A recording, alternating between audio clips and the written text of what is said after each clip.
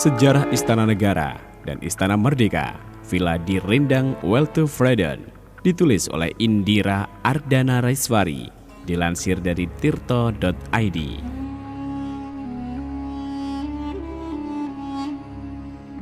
Istana Presiden adalah pinjaman dari rakyat, sehingga Istana Presiden adalah Istana Rakyat.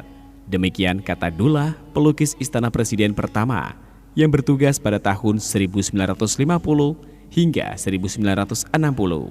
Dullah merupakan orang yang berjasa mendandani Istana Presiden di seluruh Indonesia dengan lukisan-lukisan koleksi Presiden Soekarno. Menurutnya, seperti disampaikan oleh pengamat seni Agus Dermawan T. dalam Dari Lorong-Lorong Istana Presiden, perubahan simbolis Istana Presiden menjadi Istana Rakyat timbul setelah Soekarno menyampaikan pidato di Istana Presiden di Jalan Rijswijk, sekarang Jalan Veteran, pada penghujung bulan Desember 1949. Di tengah gemuruh suara rakyat, Soekarno berdiri di undakan tertinggi sambil mengajak mereka untuk mengambil kembali Istana Kepresidenan dan menamainya dengan Istana Negara serta Istana Merdeka. Taufik Abdullah dalam Indonesia Toward Democracy menyebutnya sebagai bentuk romantisasi yang sengaja dilakukan Soekarno atas kembalinya pemerintah Indonesia dari Yogyakarta ke Jakarta. Rencana membuka lebar-lebar pintu Istana Kepresidenan terlaksana pada tahun 1957. Kendati demikian, status tertutup Istana Negara dan Istana Merdeka tidak pernah berubah.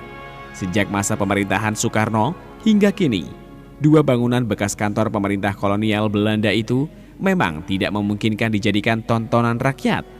Sebelum Hindia Belanda terbentuk pada tahun 1800, baik Istana Negara maupun Istana Merdeka sangat jauh dari kesan merakyat. Kedua istana putih ini berdiri di kawasan elit Belanda yang tidak boleh dimasuki oleh orang pribumi. Bahkan, sejak era pemerintahan Gubernur Jenderal VOC Pieter van Overstetten, wilayah di sekitar istana sudah berubah menjadi pusat pemerintahan dan basis militer.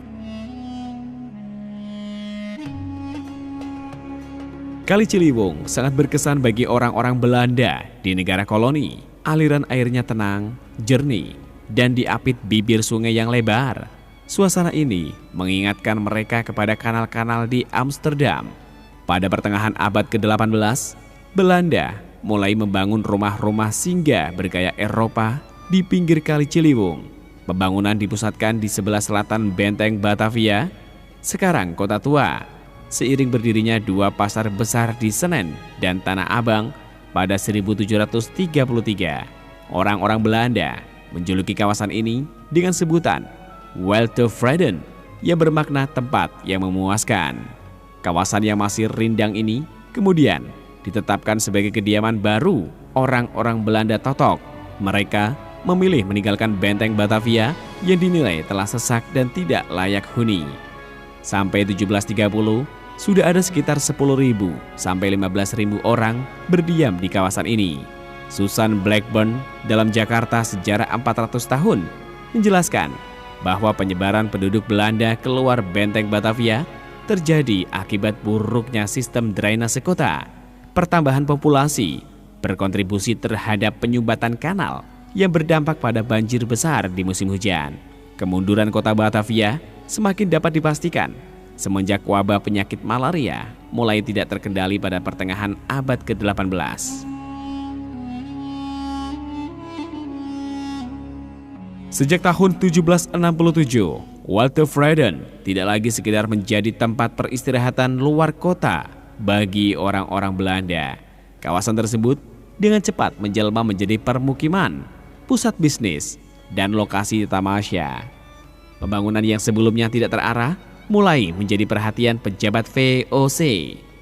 Weltevreden sempat berfungsi sebagai kawasan semi pemerintahan setelah Gubernur Jenderal Petrus van der Para membeli rumah di lokasi yang sekarang menjadi lapangan banteng. Beberapa puluh tahun kemudian, Gubernur Jenderal Pieter van Overstetten melampaui jejak van der Para dengan berusaha membangun kota Batavia baru. Ia memindahkan pusat pemerintahan sekaligus basis militer VOC dari Benteng Batavia ke Weltevreden. Pada saat bersamaan, Di Watervreden juga tengah dibangun sebuah tempat peristirahatan mewah di Rijswijk oleh pengusaha Belanda bernama Jan Andries van Bram. Bangunan mentara yang bertingkat 2 dengan sejumlah tiang penyangga itu dibangun pada 1796, bertepatan dengan tahun pelantikan Van Oversteen menjadi gubernur jenderal. Menurut Jan Gelman Taylor dalam Social World of Batavia, Van Bram dikenal sebagai sosok yang licin.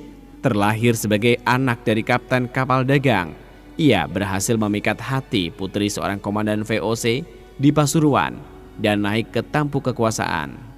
Sebagai pengusaha, ia juga piawai memenangkan hati banyak pejabat pemerintahan asing ketika Pulau Jawa menjadi pusat sengketa bangsa Eropa pada transisi abad ke-19.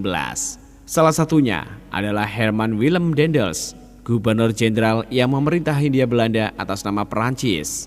Masih mengutip Taylor, Van Bram juga diterima masuk ke dalam lingkaran pergaulan Thomas Stamford Raffles saat Inggris menginvasi Jawa pada 1811. Untuk menyenangkan Raffles, ia sering mengadakan pesta bagi tamu-tamu Inggris di kediamannya yang belakangan dijuluki Paleis Rijswijk atau Istana Rijswijk. Pada awal abad ke-19, Nusantara dikepung banyak kekuatan asing. Setelah Belanda tersungkur akibat kebangkrutan kongsi dagang VOC pada 1799, Prancis mulai menancapkan pengaruhnya dengan mengutus si tangan besi Daendels untuk memerintah Hindia Belanda.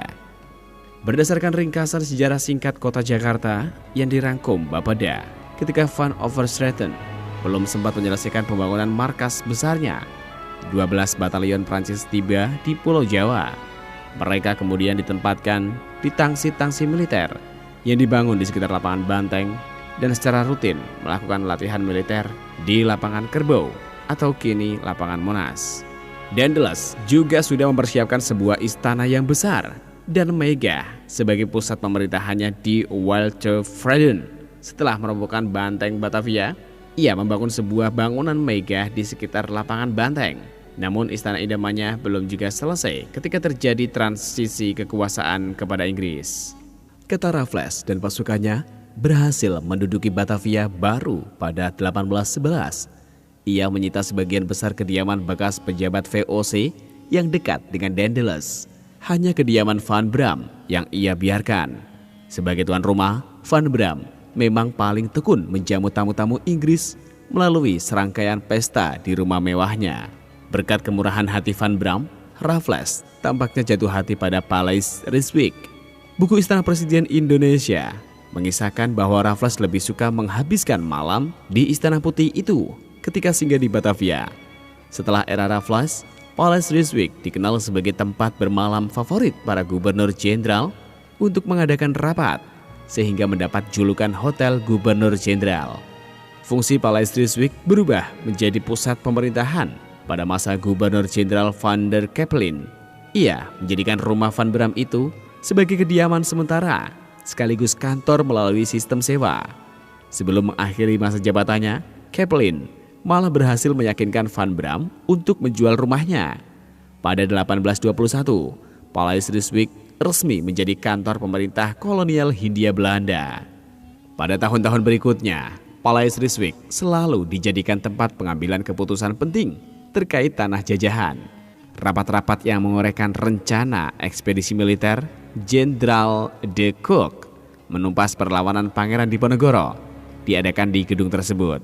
Selain itu, sistem tanam paksa yang berlangsung selama hampir setengah abad dari tahun 1840 hingga 1870 juga dirumuskan di tempat itu. Sejak tahun 1848, Paleis Rijswijk mengalami perombakan besar-besaran. Setelah hampir setengah abad berlantai 2, istana ini direnovasi menjadi satu lantai. Menurut catatan yang dirangkum dalam buku Presidential Palace of Indonesia, Istana Gubernur Jenderal diperlebar dengan tambahan serambi serta ruangan-ruangan yang baru di sayap timur dan barat. Pada 1873, Paleis Rijswijk dianggap sudah tidak mampu lagi menampung aktivitas pemerintahan yang semakin padat. Maka di tahun yang sama, Istana baru yang lebih megah dibangun di belakang Paleis Rijswijk dengan biaya mencapai 360.000 gulden. Kedua istana juga tidak lagi digunakan sebagai kediaman resmi Gubernur Jenderal, sebab dipindahkan ke Bogor sejak 1870 sampai 1942.